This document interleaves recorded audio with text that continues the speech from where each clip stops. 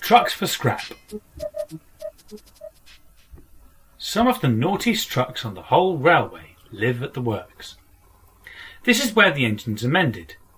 So, as you can imagine, there is lots of rubbish to be transported. Every so often, one of the engines has to take the scrap iron into the yard, where Edward first met Trevor before he moved to the vicarage orchard. The engines nicknamed the train the Scrap. None of the engines liked the job.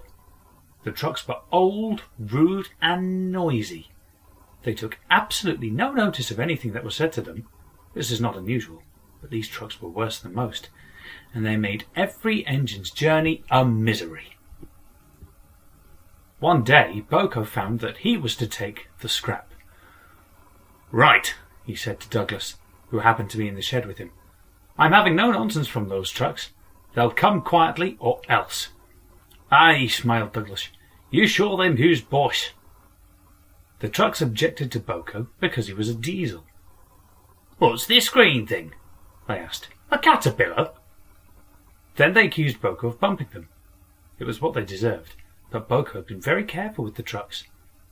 Finally, they pretended their brakes were still on, and screamed horribly when Boko tried to move them. At last Boko had had enough.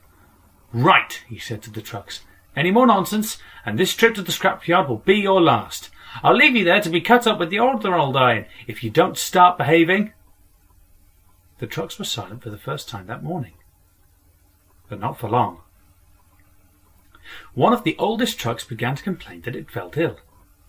Boko didn't believe it, but the trucks made such a fuss that he had to do something.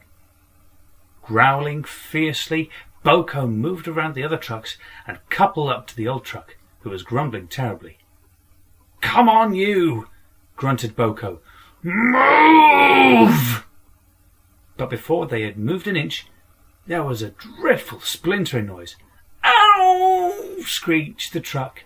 Suddenly its floor gave way. The scrap iron it was carrying fell through and landed with a loud crash on the rails below. "Oh!" groaned the poor old truck, and collapsed. So Boko really did have to leave a truck to be broken up for the next scrap train.